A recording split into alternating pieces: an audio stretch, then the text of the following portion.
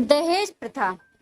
मुझे आज अपनी गलती का एहसास हो रहा है कि हमने समधी जी के साथ कितना गलत व्यवहार किया। सच ही कहते हैं, ऊपर वाले की लाठी में आवाज नहीं होती। तुम सही कह रही हो प्रिया की माँ। आज हमारे कर्मों की सजा हमारी बेटी को मिल रही है। ये सुलोचना और अर्जुन जी हैं।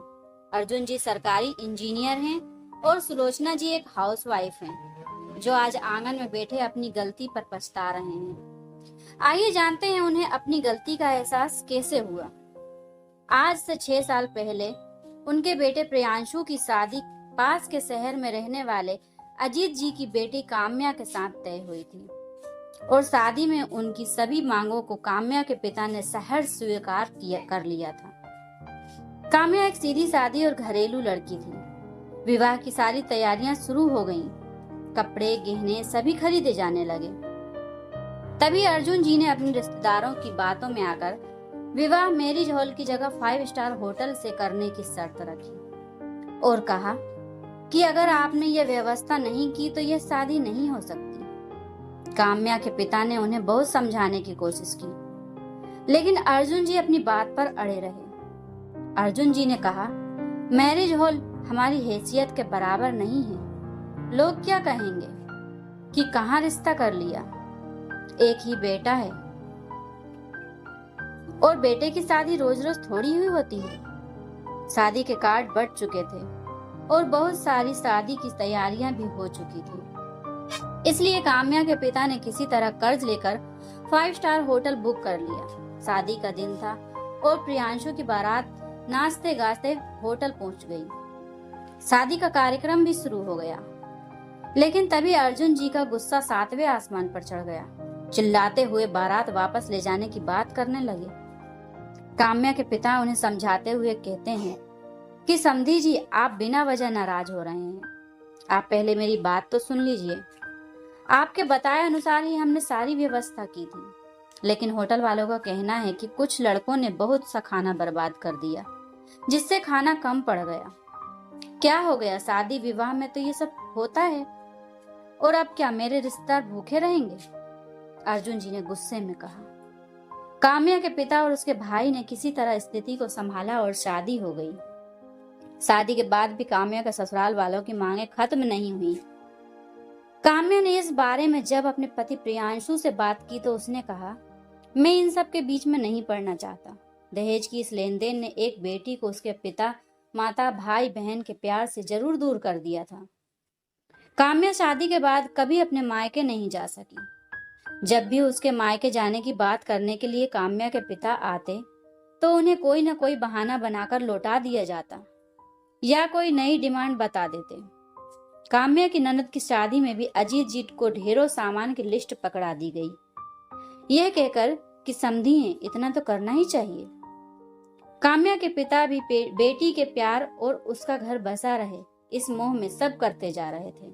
काम्या की ननद के विवाह में 2 दिन पहले ही अजीत जी सारा सामान लेकर काम्या के ससुराल पहुंच गए।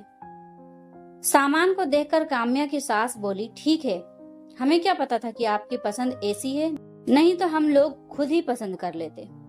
न साड़ियों का रंग अच्छा है, न गहने की डिजाइन, और गहने भी कितने हल्के हैं। बेटी के लिए कभी आप दिल खोलकर खर्चा नहीं करते। हमारा क्या, लोग तो यही कहेंगे कि कैसे पिता हैं। बेटी के सम्मान और समाज के मान मर्यादा की चिंता नहीं है। काम्या के पिता कुछ बोल नहीं सके, चुपचाप सिर नीचे किए बैठे रहे।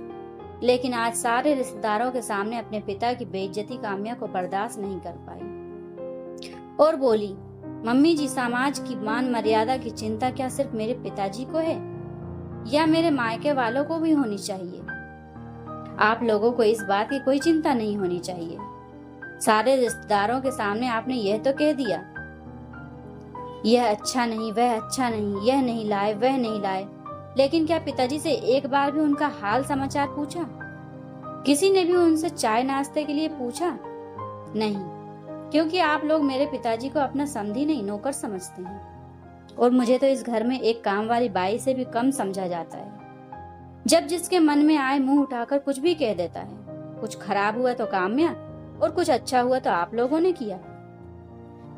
काम्या का इस तरह जवाब देना आज सुलोचना जी को बहुत बुरा लगा, और वह भी जब सारा घर मेहमानों से भरा हो। सुलोचना जी ने गुस्से में चिल्लाते हुए कहा कि देखा समधी जी, ऐसे तेवर हैं आपकी लाडली के। वह तो हम लोग हैं जो इसका गुजारा हो रहा है, नहीं तो किसी और घर में होती तो कब का घर से बाहर निकल देते। और आप समझते हैं कि हम लोग ही बुरे हैं? अपनी लाडली को मुंह चलाने के साथ कुछ अच्छा संस्कार भी देते तो अच्छा होता। यह सब क्या हम अपनी बेटी को नहीं दे सकते? आप लोगों की तरह कंगाल थोड़ी हैं कि शादी में बारातियों को खाना भी नहीं खिलाएं। ले जाइए आप यह सब। हमने तो यह सब इसलिए कहा था कि प्रियंका के ससुराल वालों को यह न लगे कि उसकी भाभी के मायके वाले किसी से कम हैं। लेकिन आपकी बेटी ने जो आज हमारी बेइज्जती की है, उसके बाद हम काम्या को नहीं रख सकते। आप यह सारा सामान और अपनी बेटी को लेकर चले जाइए। काम्या के पिता अजीत जी ने सुलोचना जी को समझाने की कोशिश की, लेकिन वह कुछ सुनने को तैयार नहीं थी। धीरे धीरे बात बढ़ती ही गई। तभी वहां काम्या के ससुर और उसके पति प्रियांशु आ गए।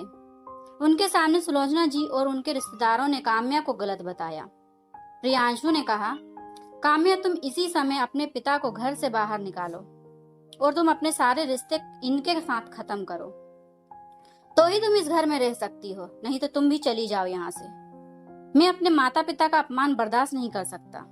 काम्या ने कहा, बहुत अच्छे विचार हैं तुम्हारे प्रियांशु। तुम्हारे माता पिता हैं और मेरे माता पिता कुछ भी नहीं। तुमने तो सच जानने की जरूरत भी नहीं समझी। पिताजी की तो छोड़ो, तुम्हें तो मेरे सम्मान की भी परवाह नहीं, वरना तुम इस तरह की बातें नहीं करते। और तुम चाहते हो कि मैं अपने पिता से सारे रिश्ते खत्म कर लूं, तो यह भी सुन लो, पिताजी के साथ मेरा रिश्ता कभी खत्म नहीं हो सकता। वह मेरे पिता हैं, जन्मदाता हैं। मैं चाहूं तो भी ये रिश्ता खत्म नहीं हो सकता। हाँ, आज अभी तुमसे सारे रिश्ते खत्म करती हूँ। मैं भी अपने सम्मान को रोज रोज मारते मारते थक गई हूँ। अब और जिंदा लाश बनकर नहीं रह सकती। और रहूं भी किस लिए? ऐसे घर के लिए जहाँ मेरी कोई कदर नहीं, मेरी सेवा मेरे प्यार का कोई मोल नहीं, सिर्फ तुम्हारे घर वालों की सेवा करती रहूं? क्या मेरा सिर्फ इतना ही वजूद है तुम्हारी नजरों में? तो मैं आज इसे भी खत्म करती हूँ। और हाँ प्रियांशु, मांग में सिंदूर तो कोई भी भर देता है, लेकिन जो दिल के खालीपन को भरे वही सही मायने में जीवन साथी होता है। काम्या के पिता ने सबको बहुत समझाने की कोशिश की, लेकिन कोई समझने को तैयार नहीं था। काम्या के ससुराल वाले उसका घर टूटने का सारा दोष उसके पिता अजीत जी पर लगाने लगे। काम्या के पिता ने काम्या को भी समझाया, बेटा 2 दिन बाद घर में शादी है, लोग आएंगे। जब सबको पता चलेगा कि घर की बहू ही घर में नहीं है तो क्या सोचेंगे? क्या इज्जत रह जाएगी समाज में अर्जुन जी और सुलोचना जी की? इस घर की कैसी कैसी बातें करेंगे लोग तुम्हारे बारे में। पहले प्रियंका की शादी हो जाने दो, फिर ये सब देख लेंगे। मेरा क्या है बेटा, तुम्हारा घर बसा रहे इसीलिए तो सब सहता आया हूँ। तुमसे प्यारा मुझे अपना सम्मान थोड़े ही है। अपने पिता की बातें सुनकर काम्या के आंसू रुके नहीं, लेकिन आज उसने अपने पिता के और अपने सम्मान से समझौता नहीं किया। काम्या अपने 3 साल के छोटे बच्चे और अपने पिता का हाथ पकड़कर उस घर को छोड़कर चली गई। काम्या के जाते ही लोग उसके बारे में उल्टी सीधी बातें बनाने लगे। प्रियांशु और उसके माता पिता सहानुभूति के पात्र बन गए, लेकिन समय सबके साथ न्याय अवश्य करता है। जो तकलीफ काम्या और उसके मायके वालों ने सहा, आज उसी का समय ने जवाब दिया है। प्रियंका की बारात दहेज को लेकर हुई बहस की वजह से वापस चली गई। यह कहना उचित तो नहीं होगा कि जैसी करनी वैसी भरनी, क्योंकि एक और बेटी का घर इस दहेज के दानव ने निगल लिया। एक और परिवार का सम्मान बिखर गया। ऐसे ही ना जाने कितने घर इस दहेज के दानव ने निगल लिए, कितनी जिंदगियां बर्बाद कर दी और कितनों को जिंदा जला दिया। कब तक और क्यों इस दानव को पालते रहेंगे? बेटा हो या बेटी, क्या वे अपनी मेहनत से अपने लिए रोटी नहीं कमा सकते? हम ये क्यों भूल जाते हैं, पैसा चाहे जितना भी किसी के पास क्यों ना हो, खाता वह रोटी ही है, पैसा नहीं खा सकता। हाँ, खाने के तरीके अवश्य बदल सकता है।